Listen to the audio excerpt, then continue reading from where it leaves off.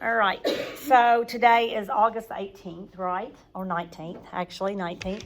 And you're going to go to the class here and open that up and get in your classroom. And I kind of want to walk you through. Again, stream is where I'm going to do reminders for you guys. If I'm going to give you an assignment, you're going to check classwork.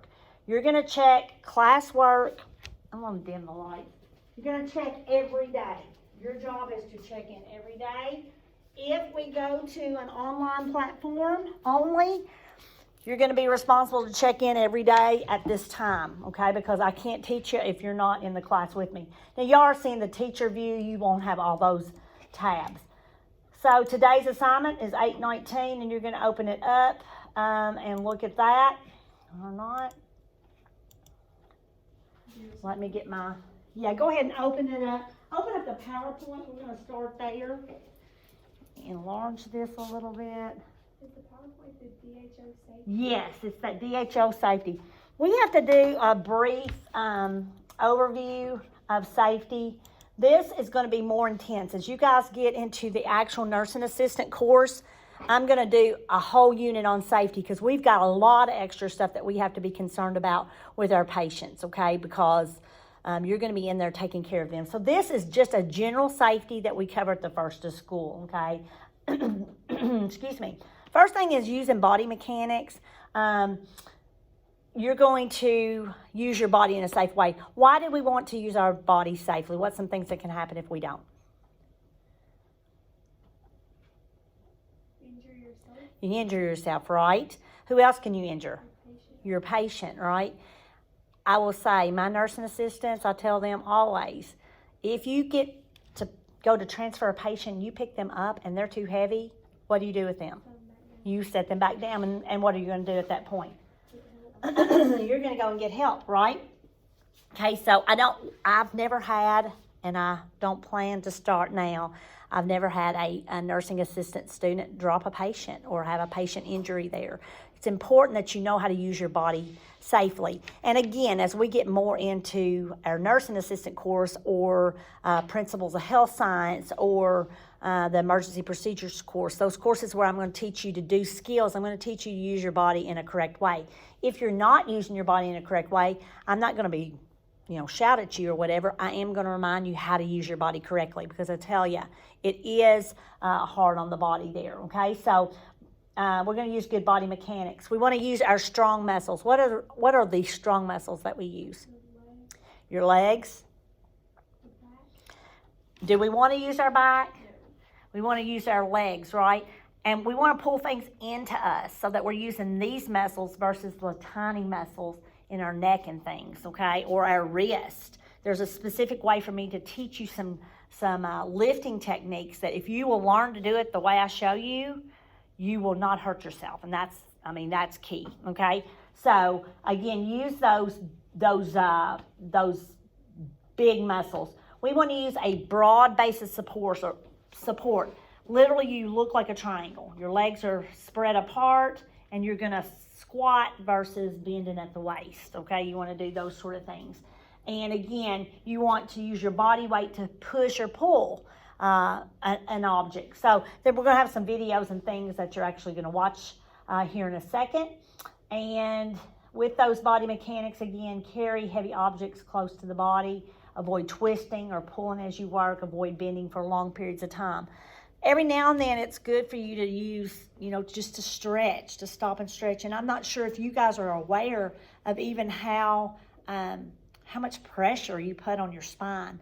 Are there times that y'all can tell, like, your neck or your back feels like it just needs to be kind of stretched? So stop periodically and do some, kind of stretch yourself and relax. I'm going to encourage you to use good posture.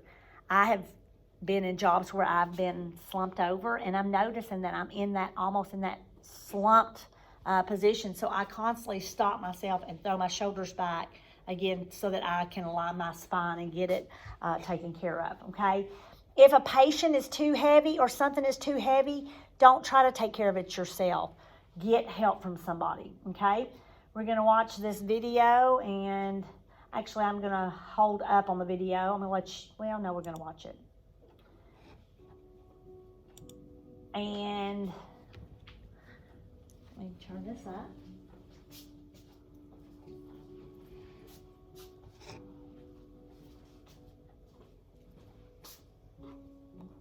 While your spine is highly versatile, 80% of all adults suffer back pain. In aged care, this risk is even higher.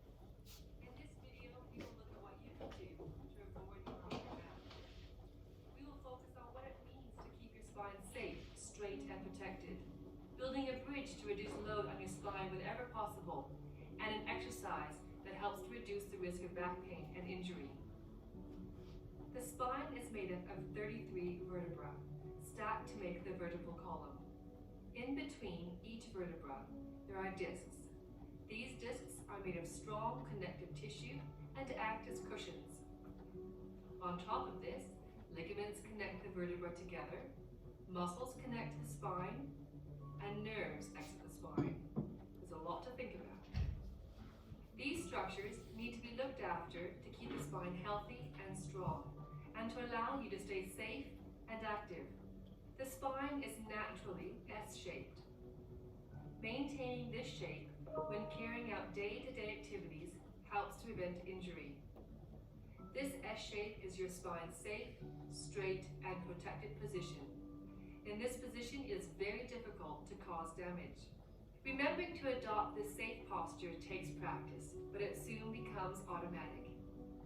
Think about your day-to-day activities in aged care and how they affect the movement in your back. I bet every day you help a resident to put on their shoes and socks.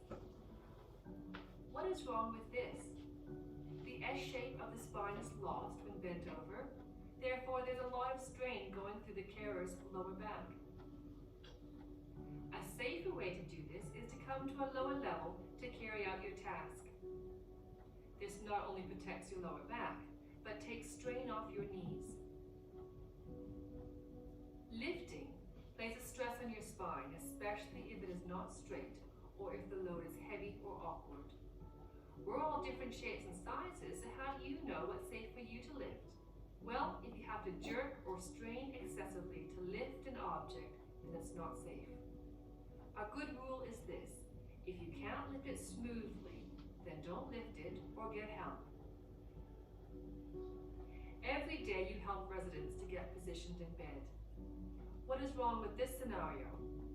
That's right, the bed is too low, the carer isn't close enough to the bed, and she is stooping and bending, putting her back at risk. Remember to take advantage of the equipment available to protect yourself. Do the right things at the right times. Raise the bed so that the top of it is level with your upper thighs. Stay close to the bed, and before you carry out the movement, slightly tighten your stomach muscles for extra lower back support. Taking these steps ensure that you maintain the natural S shape of your spine and protect it. And So let me stop just a minute. Okay, so she raised the bed to get the bed to your waist, and I'll talk to you about that a lot with nursing assistant. What's another safety factor that we would need to remember for our patient when we finish moving them, however we need to position them?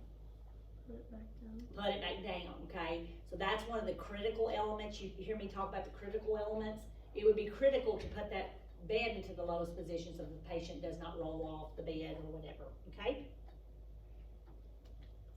Finally, even in your own day-to-day life, I bet you do this. What could be done differently?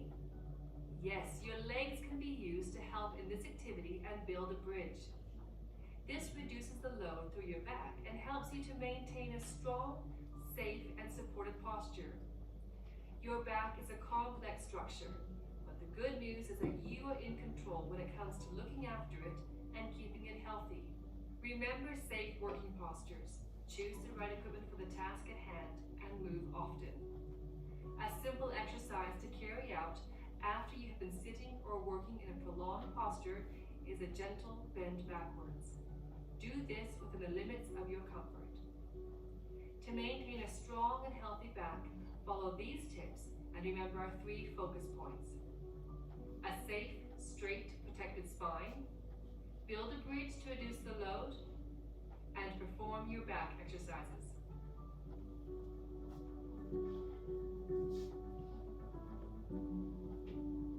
want to be real with you guys. You're back. I mean, honestly, take care of yourself, because when you are my age, seriously, it's tough. And you don't want to injure yourself. All right, so I'm going to not show this video for time's sake right now, because sometimes we'll show some things in class, and then sometimes I'm gonna have you to watch it on your own. I have also, what I'm gonna try to do is when I link something into a PowerPoint, I want you to watch. It doesn't mean it's not important. I'm just not gonna stop and show this very second, partially because I don't want to video the entire time. But what I'll do is I'll put the videos in the slides so that you have them at your fingertips when I kind of would want you to look at it.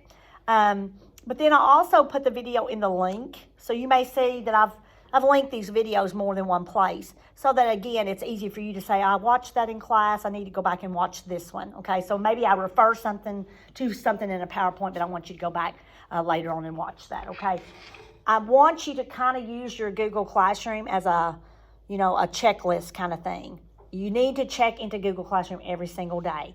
Now, if there's something that I think of I need to send you, I will send you a little notification outside of the Classroom tab, you know what I'm saying, where it'll actually alert you. All right? You got to know who OSHA is, Occupational Safety Health Administration. That's one of those abbreviations and one of those terms. And in your words, who is OSHA and what do they do? What's the term occupational mean? If you've got an occupation, you have a job, right? So is OSHA just for healthcare? No. All right, so OSHA is making sure that we're doing certain things. We're making sure that we keep you safe. In health careers, what do you think one of the main safety hazards that we have, besides using our body correctly, like back injuries and things? What's another major safety issue with healthcare? Sickness, right? Something called bloodborne pathogens. They are who mandate that if you're going to be handling blood and body fluids and all those things, that there are work practices in place. OSHA has work practices that are in place for any career. If you work at McDonald's or you work at Walmart or wherever, they've got certain rules and certain things that you have to do in that workplace. And let me say this, what if you injure yourself on the job? What do you think you need to do with that? Or injure yourself in this classroom even? Before workman's comp, what would you are my student. Let's just do students. You get hurt in this classroom. First thing you need to do. Besides, what do you need to do? Who needs to know that you got hurt? I have to know, right? Okay, I need to know that you've gotten hurt. There's something called an incident report that we're going to fill out. That incident report needs to be filled out within 24 hours. And that goes for school or it goes for the workplace. Because you mentioned what? Workman's comp, right? Workman's comp is going to go into effect if need be. But they have to know you were injured on the job. So let's say I hurt my back, but I didn't fill out a paper saying I hurt my back at work. And it's 3 days later and I didn't fill out that incident report. What do you think happens there? You think workman's comp's going to pick up that claim? No, because you didn't fill out the paperwork. So we tell you, let's say you got hurt in here, I'm going to go ahead and fill out an incident report, even though you're like, oh, Miss Compton, I'm fine. I don't even need anything. I'm going to go ahead and fill out that paperwork, because if I fill out that paperwork, then we're covered just in case. It's kind of one of those things. So again, OSHA's going to make sure that we're doing things correctly. And if we're not, they can actually cite you. They can cite these businesses and things, okay? Excuse me. The big thing, you have to know this term. We're going to talk about this over and over and over and over in all of my healthcare classes. You have to know what the bloodborne pathogen standard is. Again, two standards. Occupational exposure to hazardous chemicals is also something that we're going to talk about. All right, so let's talk about chemical hazards. Give me an example of a chemical. What is a chemical that we might use in, let's just say, the classroom?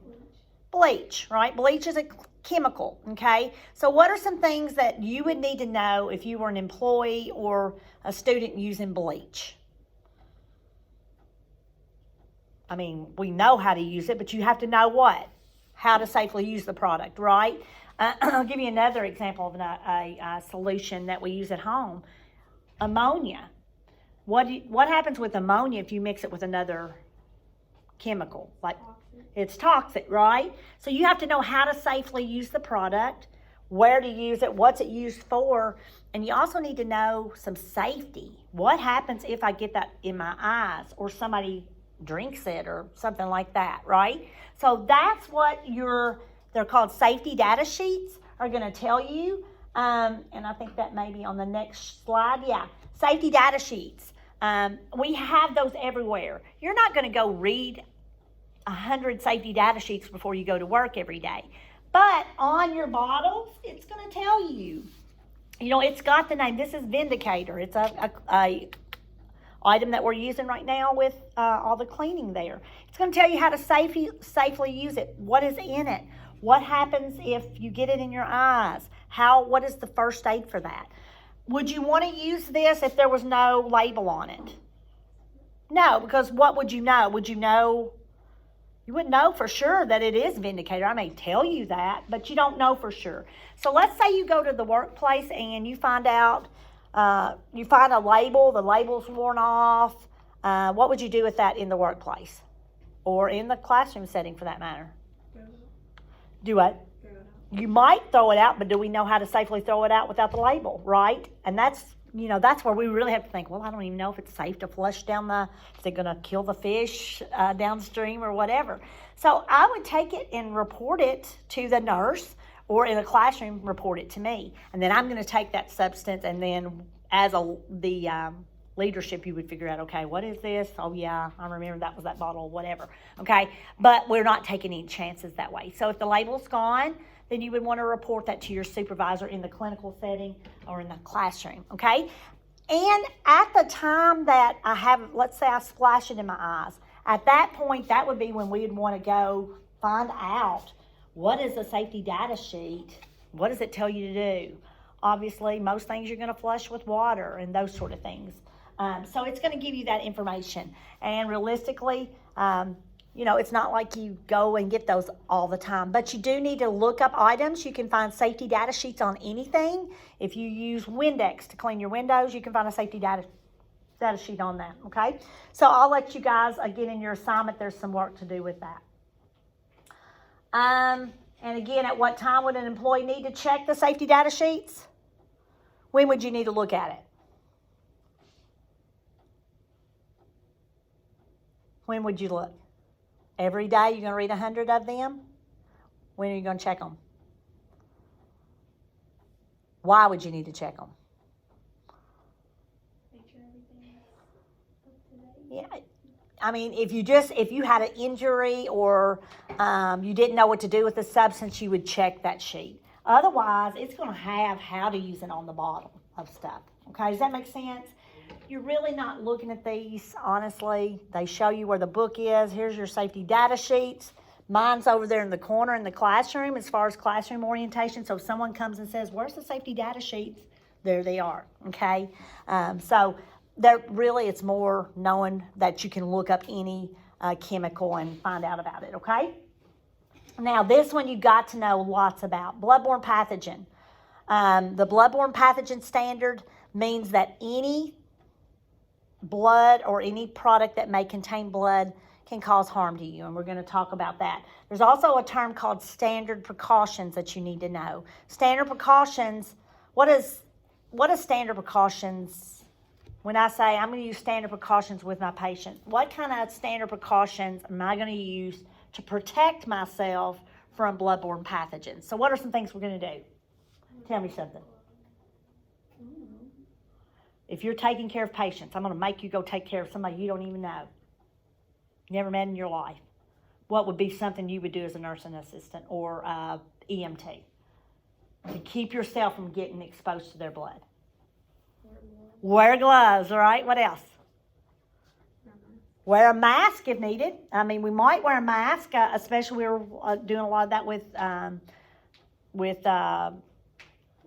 COVID-19, right? What if I worked in a doctor's office, like a dentist office, and I'm cleaning teeth? Is it likely that I might get a blood spatter in my face absolutely. So I need to have that mask on. What else? We have to sanitize and wash everything. Clean things, right? And the number one way to prevent the spread of infection is what? And washing. Hand washing. I cannot say that enough. And we've spent time this week talking about hand washing, so I haven't really tied that back into this presentation. But you're going to wash your hands. How long do you wash your hands? 20 seconds. At least 20 seconds. Do you touch the faucets when you're finished? Not with your bare hands. You want to use a dry paper towel, okay? Would I want to go and touch the dirty door knob? No. If I've gone away, I'll use my elbow, and you'll see us do that stuff. We're constantly wanting to keep our hands clean there. Okay, the bloodborne pathogens, the 3 diseases that we worry about are what? Hepatitis B, hepatitis C, and AIDS. That's it. HIV, which ends in the disease called AIDS, which is a virus, hepatitis B, and hepatitis C. What organ does hepatitis? Anybody know what organ it attacks? Your liver, okay? So we want to make sure that we're doing all we can. Body fluids. What body fluids do we have to really be concerned with as far as potentially getting blood in our safe zone, I'll say. And let's think about it. When I talk about touching bloodborne pathogens, what are the areas, besides touching someone's blood, I can have an opening or a cut and get their blood in my body or be exposed to a bloodborne pathogen. But what are some other ways? What are some other areas I have to protect? And you were talking about the mask. Do what? Saliva, yeah. There's a lot of, if saliva itself will not have blood in it, but if I'm brushing my teeth, could it have blood in it? Yes. So at that time, if I'm doing mouth care on somebody, I obviously have to put my gloves on and wash my hands and all those things, okay? But this is called a mucous membrane. If it leads to the outside of the body, it's a mucous membrane. Mucous membranes are openings into our body. So that's how I can bring the pathogen into me, and that's how the pathogen can leave my body. So we want to always make sure that we are watching our eyes and mouth. I don't want to get splattered, in the face.